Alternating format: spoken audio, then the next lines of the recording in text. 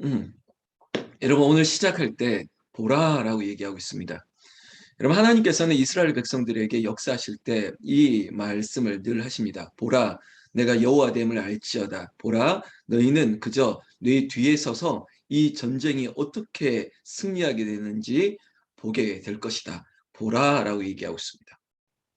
홍해 앞에 섰던 이스라엘 백성들, 그들이 할 수 있는 것은 오직 하나님이 기이한 일들을 하시는 것을 보면 되는 것입니다. 근데 보는 게 참 어려운가 봐요. 이스라엘 백성들이 광야 가운데 불뱀을 물려서 너희들이 저 노뱀 저거 쳐다보면, 여러분 앰뷸런스 뒤에 있고 뭐 병원을 표시하는 그 모세의 노뱀 있지 않습니까? 그렇게 높이 매달아 놓고 저거 보면 된다, 보라라고 해도 보지 않는다는 것이죠. 그러니까 풍문으로 듣는 것 들었다면, 아니면 우리는 봐야 되는데 확인하기 전에 아예 안 돼. 아유 뭐 저거 본다고 낫겠어? 모세가 아무리 쳐다봐라 그러면 낫는다 해도 보지 않는다는 겁니다. 그러니까 인간이 가지고 있는 습성이 그거라는 거죠. 바라보지 않는다는 겁니다. 너희는 믿음의 주에 온전케 하신 예수님을 바라보라. 이런 믿음은요, 바라보는 것입니다. 그리고 기다리는 것입니다. 이 헬라어로 바라보다, 기다리다, 이게 같은 동사로 쓰이거든요. 그러니까 믿음은 바라보는 것이고 믿음은 기다려주는 것입니다. 아버지가 아들이 돌아올 것을 믿고 기다리는 것입니다. 그 믿고 기다리는 보여지는 그 행위는 어떻게 나타나느냐? 저기 있는 동구 밖에, 저 우리 동네로 들어오는 길은 저거 하나인데 저 길로 반드시 올 거라고 하는 그 믿음으로 그곳만 쳐다보고 있다는 거죠. 그래서 그곳만 쳐다보다 보니까, 정말 멀리서 보니까 내 아들이거든요. 내 아들인 걸 보고 확신 가운데 뛰어나가는 거예요. 이게 믿음의 행동이에요. 믿음으로 바라보고 기다렸더니 누구보다도 그 뚜렷한 확증을 알게 됐을 때 그 믿음은 움직이는 행위가 되는 것이죠. 그러니까 믿음은 움직이게 만드는 거죠.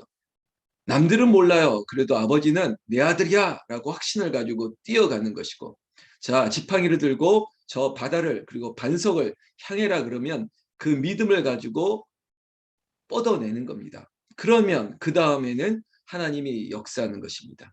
너희는 할 거 없다. 너희는 그저 내가 너희에게 여호와됨을 알지어다. 보라라고 얘기합니다.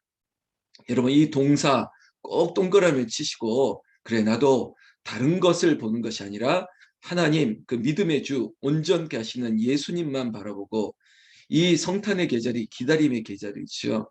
여러분 기다림은 두 가지라고 제가 말씀을 드립니다. 이미 왔습니다. already 이미 왔고, 그러나 이미 왔지만 not yet 아직까지는 아니에요. 완성된 주님이 오시지 않았어요. 그 주님을 우리는 또한 기다리는 거예요. 내 안에 계신 주님, 그리고 또한 앞으로 역사하실 주님, 그 주님을 기다리면서 우리는 믿음으로 성경을 보기도 하고요. 그리고 믿음으로 내 삶의 정황들을 믿음으로 안경을 끼고 보는 것입니다. 그게 이제 여러분 성경 중에 IBF에서 니고데모의 안경이라는 게 있습니다. 어떤 안경을 쓰고 보느냐에 따라서 세계관이 바뀌는 것이죠. 그러니까 우리의 눈에 어떤 성경의 눈을 가지고 세상을 봐야 되는 것입니다. 성경의 눈으로 뉴스를 읽는 것이죠. 그리고 성경의 눈으로 우리의 삶에 지금 부딪히고 있는 모든 일들을 해석해 나가는 것입니다. 오늘 요엘만큼은 여러분 성경의 인물들 중에 L자 붙은 사람들이 많죠. 마치 우리에게 숙자, 자자 붙는 거랑 그 당시에 하나님 L이라고 붙는 이름들이 참 많았습니다. 그런데 오늘 이 시대상에서 요엘이라고 하는 이름도 그때 흔한 이름들 중에 하나입니다. 왜 흔했을까? 그 이름에 담긴 뜻이 좋기 때문이에요. 다니엘, 뭐 오늘처럼 요엘. 여러분 하나님, 여호와가 하나님됨을 알지어다. 이건 역설과 같아요. 정말 하나님이 계시는 세상이 맞나? 하나님이 일하는 게 맞나 할 정도로 여러 가지 어려움들이 있을 때, 여러분 그 부모들이나 내 아들의 이름을 다음 세대를 희망적으로 지을 수밖에 없는 것이죠. 여호와가 하나님됨을 알지어다. 여호와가 하나님됨을 알지어다. 그 요엘의 마지막 그 소선지서, 그의 예언은 오늘 이 3장으로 마무리되는데 결국은 회복입니다. 회복. 하나님은 약속하십니다. 그 회복은 무너졌던 나라, 이 땅을 정말 세상에서는 조롱하는 나라, 여러분 지금도 이스라엘이라는 나라가 아주 작은 나라지 않습니까? 그러나 이 작은 이스라엘이 전 세계에 영향력을 발휘할 수 있는 것처럼 지금 당시에 이방이 조롱합니다. 대표적으로 애굽 그리고 에돔이라고 하는 나라를 비교하면서 나라를 대표하는 게 애굽이거든요. 그러니까 하나의 어떤 묘사예요. 그리고 에돔은 항상 그 야곱의 나라와 항상 반대되어지는 대적했던 세상. 지금으로 한다면 이제 모슬림 같은 거겠죠. 이슬람들. 그 대표적인 두 나라를 지칭하면서 지금은 그 나라가 흥왕할 것 같으나 아니다. 여호와가 오시면 여호와의 날이 이르면 하나님 나라가 다시 한번 왕성이 일어날 것이라는 겁니다. 이걸 전체적인 스펙트럼을 길게 보시면서 오늘 요엘 3장을 우리가 마무리하면서 그래 이 땅을 통치하시고 다스리시는 분은 오직 여호와 하나님 그리고 주님이시다라고 하는 확신을 가지고 있다면 통치하시는 하나님이 지금은 고난을 당하는 것 같으나 이것들을 뒤바꿔 놓으시고 완성하시고 그리고 역전하시고 내 백성들에게 영광을 부으시는 것은 나다라는 것들을 선포하고 있는 내용이라는 겁니다. 제가 아주 거창하게 얘기하는 것 같지만 이게 사실은 핵심이거든요. 이게 신학이거든요. 그래서 오늘 이야기를 조금 제가 중요한 구절들을 통해서 오늘 은혜를 나누고 교훈을 삼겠습니다. 1절에 보라 그날 이렇게 얘기했습니다. 그날이 언제냐? 누군가에게는 심판이라고 얘기하겠지만 우리에게는 이스라엘의 회복입니다. 이 땅의 하나님 나라의 회복입니다. 그런데 그날이 내가 유다와 예루살렘 가운데서 사로잡힌 자를 돌아오게 할 그때라는 것입니다. 그래서 이 요엘이 활동했던 시대를 정확하게 알 수는 없으나 이런 구절들을 보면서 바벨론에 끌려가서 70년의 세월을 끝으로 바벨론 유수라고 하는 돌아가는 시점이겠구나. 막 이런 예측도 하지만 여러분 성경에 없는 얘기를 정확하다라고 말할 수는 없기 때문에 그러나 유추할 뿐이죠. 물론 그 바벨론의 포로기 마지막 단계까지 인간이 가지고 있는 생각은 뭡니까? 우리는 끝이구나. 더 이상 희망이 없겠구나. 이런 생각이 있을 때 하나님만큼은 아니다. 내가 그날 그리고 너희들에게 보게 할 것이라고 했던 것이 바로 이런 억눌리고 갇혀있는 것들을 해방하고 자유하게 하는 것. 아니면 그 자연재해 가운데 우리가 도대체 인간의 힘으로 회복할 수 없다고 했던 그 시점이든 아니면 북쪽에서 몰아쳤던 많은 이방의 침략의 공격이든 아니면 그들이 가지고 있는 지금과 같이 전염병의 큰 혼란이든 간에 하나님이 회복을 약속하고 있습니다. 그 묘사가 지금 2절부터는 돌아오게 하실 것이라는 것입니다. 너희가 그 땅 가운데 흩어지고 어디 가운데 끌려갔을지라도 너희가 다시 한번 돌아오게 할 것이다. 이 얘기를 좀 길게 2절, 3절 얘기하고 있습니다. 마치 우리의 조선의 역사 가운데 끌려가고 3절 제비 뽑아 내 백성을 끌어가서 소년을 기생과 바꾸며 소녀를 술과 바꾸어 마셨습니다. 이런 아픈 역사에 있던 모든 질곡도 하나님께서 바꾸실 것을 회복하실 것을 약속하고 있다는 것이죠. 그래서 4절부터 대표적인 이방 나라 몇 개를 언급하고 있습니다. 두로, 시돈, 블레셋입니다. 여러분 이 나라 너희들이 내 백성 이스라엘을 괴롭혔어?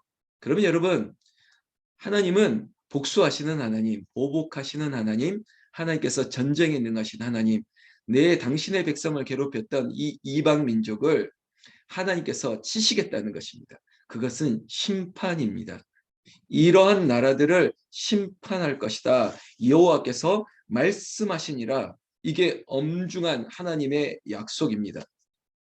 이게 4절 말씀에 후반절에 이렇게 얘기했죠. 너희가 나와 무슨 상관이 있느냐? 너희가 내게 보복하겠느냐? 만일 내게 보복하면 너희가 보복하는 것을 내가 신속히 너희의 머리에 돌리리니 라고 얘기하고 있습니다.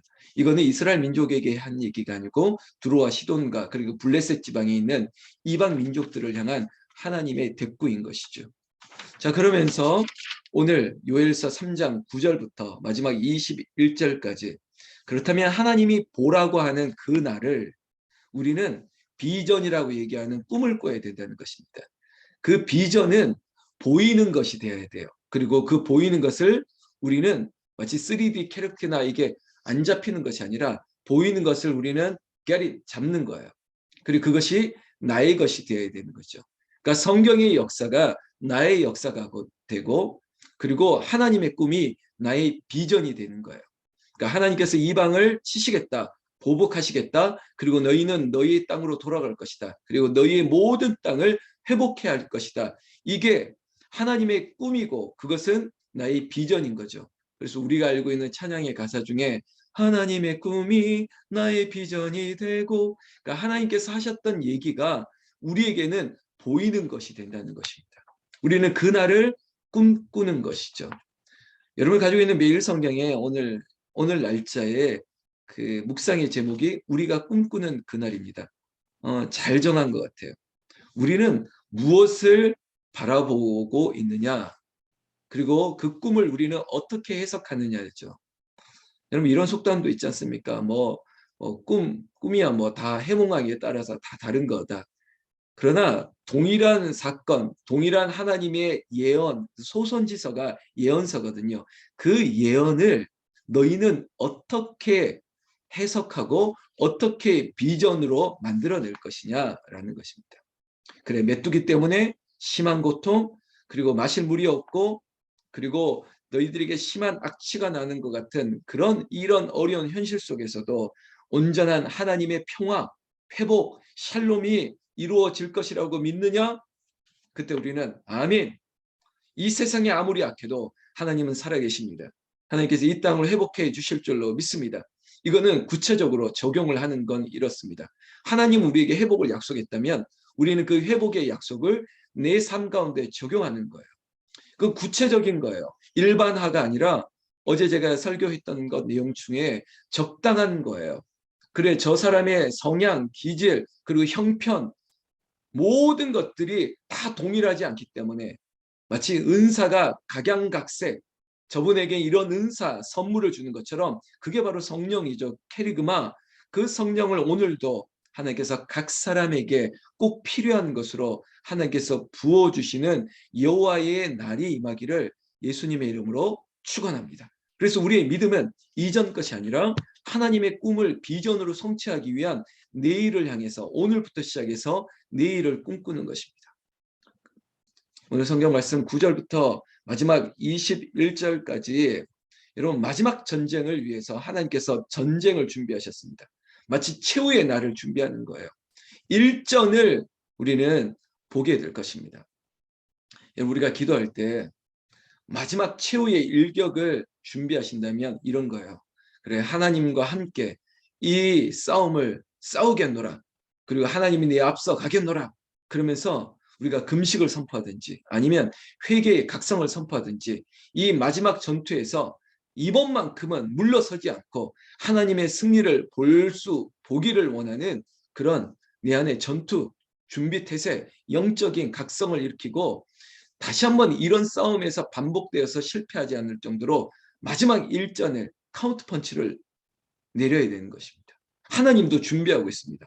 그래서 12절에 민족들은 일어나서 여호사밧 골짜기로 올라갈지어다.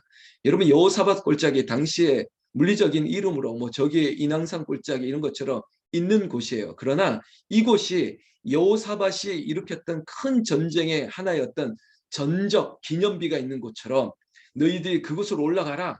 마치 미스바로 올라가라. 저희가 저 어디에서 어디 사이까지 기념비가 있는데 거기에서 하나님됨을 알지어다라고 하는 것처럼 오늘은 이 요엘서에 있는 모든 민족들을 향해서 여호사밧 골짜기라고 하는 승리의 기념비로 모여라. 거기에 앉아서 내가 여호와됨을 보게 할 것이다. 그리고 이 세상을 심판할 것이다 라고 얘기하면서 여러분 이게 이제 요한계시록의 마지막 부분이 아마겟돈의 전쟁처럼 일전을 준비하고 있습니다. 그래서 너희들도 무기를 준비해야 돼. 근데 무기가 가진 게 있었나요? 우리가 뭐 다른 게 없었던 거예요. 그러다 보니까 13절에 너희는 그냥 일상에 있는 것, 무기를 들고 나오라는 거예요. 낫을 쓰라. 이런 거죠. 이게 도대체 무슨 무기가 될까? 그러나 이게 우리에게 강한 칼날이 될 것이라는 거예요. 우리는 일상에 늘 이것밖에 없는데요. 근데 하나님께서는 그것을 통해서도 일하실 것이라는 것입니다. 그리고 너희들이 여러분 전쟁이 있어서 오늘 제가 왜 좀 이렇게 워딩이 빠르냐면 3장 전체를 얘기하려다 보니까 근데 하나님 여러분 전쟁에서 중요한 것 중에 하나가 무기도 있지만 뭔지 아십니까? 특히 이제 재래식 전쟁을 했을 때 빠지지 않는 게 보급입니다. 보급. 식량인 거죠. 그러니까 전쟁이 짧게 끝날 전쟁들이 아니지 않습니까? 지금처럼 현대화 무기도 아니고 그러니까 항상 이 기간이 필요한데 거기에 뒤에서 바칠 보급과 식량인 것입니다. 근데 하나님께서는 이런 약속까지 하는 거예요. 너희의 무기가 낮을지라도 너희들이 이 전쟁 가운데 다 빼앗기고 없고 여러분 이전에 뭐 메뚜기 때 막 이런 거 다 기억한다면 13절 말씀에 와서 곡식 이것도 다 와서 밟을지어다 포도주 틀이 가득히 차고 포도주 독이 넘치니 그들이 악이 크미로다. 여러분 다 빼앗겼어요. 근데 이 얘기가 그 빼앗긴 것들을 다 적이 다 빼앗기다 보니까 저기는 넘쳐요. 그러면 지금 우리 진영은 어떻게 되겠습니까? 없어요. 그런데 하나님께서 역전하시고 오히려 우리에게 하나님이 직접 채우겠다는 것입니다. 여러분 무기도 약해요. 보급과 식량도 없어요. 어떻게 이 전쟁에서 이길 수 있겠습니까? 그런데요. 하나님께서 당신의 방법으로 15절에 해와 달이 깜깜하고 별들이 빛을 거두고 그러니까 우리가 상상할 수 없는 방법을 동원하시는 것이에요. 그러면서 하늘과 땅이 진동하고 16절 후반절에 하늘과 땅이 진동하리로다. 그러나 여호와께서 그의 백성의 피난처 이스라엘 자손의 산성이 되시리로다. 하나님께서 하셨던 전쟁 보면요. 갑자기 저 적군에 큰 요란함이 일어나고요. 눈이 다 멀고요. 땅이 진동하고 이런 일들을 통해서 이스라엘 백성들은 가만히 있었지 않습니까? 가만히 있어도 상대편에 그냥 자존질환이 일어나고 그들이 그냥 피할 수밖에 없었던 사건. 이런 겁니다. 그래 너희들에게 있어서 가진 게 없지. 그리고 이 전쟁에 가능성이 없어 보이지. 그런데 그때 한번 승리를 경험하게 되면요. 여러분 이런 거 아닙니까? 여호와가 하나님됨을 알지어다. 알게 되는 거예요. 이길 수 없는 전쟁에서 이기고 나면 하나님을 알게 되는 것입니다. 그래서 이것이 나의 간증이요. 이것이 나의 찬송일세.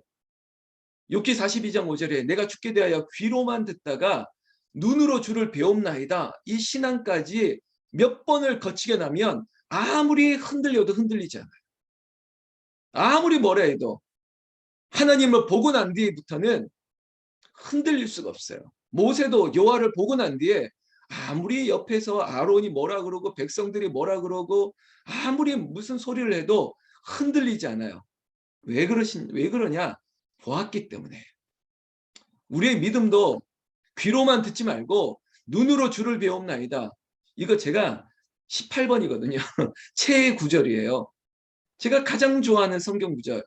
그래서 정기승 장로한테도 제가 이걸 몇 구절이나 이렇게 써달라고 했는데 제가 이렇게 다른 교회에다 선물하고 욥기 42장 5절 우리의 신앙이 눈으로 주를 배움나이다. 여기까지 가는 거죠. 그렇게 되면 17절에 그런즉 너희가 나는 내 성산 시온에 사는 너희 하나님 여호와인 줄을 알 것이라. 여호와됨을 알 것이라. 예루살렘이 거룩하리니 다시는 이방 사람이 그 가운데로 통행하지 못하리로다. 이겁니다. 한번 여호와됨을 알게 된 사람, 그 믿음의 사람은 다시는 이렇게 얘기합니다. 다시는 누가 이방 사람이 지금으로 얘기한다면 믿음 없는 그 어떤 사람들이 우리의 마음을 빼앗으려 하더라도 하나님은 철저하게 아이고 함부로 내 백성의 마음의 길을 시온의 대로를 너희들이 함부로 지나지 못할 정도로 하나님께서 꽉 붙들어 주신다는 거죠. 그날을 우리는 사모하는 것입니다. 오늘 성경 말씀 18절 말씀 그날에 하나님이 그런 날을 주실 때 이거 보세요. 산들이 담포도주를 떨어뜨릴 것이며 작은 산들이 젖을 흘릴 것이며 모든 시내가 물을 흘릴 것이며 여호와의 성전에서 샘이 흘러나와서 시딤 골짜기에 되리라 이거죠. 여러분 요엘서 1장부터 보았던 얘기 지금 이 땅은 희망이 없다고 말했습니다. 그런데 하나님이 이 전쟁에서 이 세상과의 전쟁에서 승리하게 됐더니 기이한 일들이 일어났습니다. 산들이 담포도주를 떨어뜨린대요. 가만히 있어도 두두두두두 떨어집니다. 그리고 젖과 꿀이 흐르는 것처럼 그 산들에서 저 골짜기에서 어떻게 이런 것들이 흘러내었고 우리 이스라엘 백성 유다의 모든 시내에 가뭄이었지 않습니까? 그런데 물이 흘러가는 거예요. 어디서부터? 이게 중요합니다. 그래서 예배 회복을 외치는 것이고요. 항상 예배의 자리에서 그 성전에서부터 우리의 회복은 시작되어야 되는 것입니다. 여러분 다른 데에서 위로와 은혜를 받고 문제가 해결되려고 하는 게 아니라 그 성전에서 에스겔 골짜기에서부터 발현된 그리고 그 환상 가운데 보았던 것 그 성전에서 갑자기 물이 흘러가는 거예요. 그 물이 흘러가서 내 발목을 어떤 사람에게는 그런 어떤 사람에게는 무릎을 허벅지를 그리고 어떤 사람의 어깨를 넘어 머리까지 차고 나니까 오직 성령의 그 샘솟듯한 강물에 나를 완전히 잠기게 되었더니 이 성전에서부터 어떤 은혜가 나를 통해서 흘러가다가 나를 또한 그 은혜 가운데 실려서 은혜의 바다로 나를 움직이게 하는 거예요. 그럼 내가 가는 곳이 은혜의 바다로 가득하게 되는 것이죠. 이게 바로 그 환상입니다. 나는 오늘 이 말씀대로 여러분 말씀 그대로 받으시면 돼요. 하나님 이 말씀이 나에게도 흘러가게 하여 주시옵소서. 나에게도 우리의 강에도 우리의 작은 골짜기였던 시내에도 하나님의 강이 바다가 되게 하여 주시옵소서. 이 기도가 응답이 되시기를 예수님의 이름으로 축원합니다. 그러면 20절 21절을 통해서 파이널 말씀합니다. 유다는 영원히 있겠다. 예루살렘은 대대로 있으리라. 여러분 유다와 예루살렘이라고 하는 이스라엘의 정통성 무엇으로 말할 수 있느냐? 거기에 큰 성전이 있다고 말하는 것이 아니라 여호와의 꿈이 나의 비전이 된 온전한 예배 제사가 드려지는 그곳을 말하는 것이고 그곳에서 있는 이스라엘 백성들을 말하는 것입니다. 그러면서 21절에 이렇게 말하고 끝납니다. 내가 전에는 그들의 피 흘림 당한 것을 갚아주지 아니하였거니와 이제는 갚아주리니 이는 여호와께서 시온에 거하심이니라. 할렐루야. 여러분 그 보혈의 능력의 회복의 은혜가 시온에 예배하는 그 유다와 예루살렘 그 성전 안에 있는 내 백성들에게 하나님께서 갚아주시겠다는 것입니다.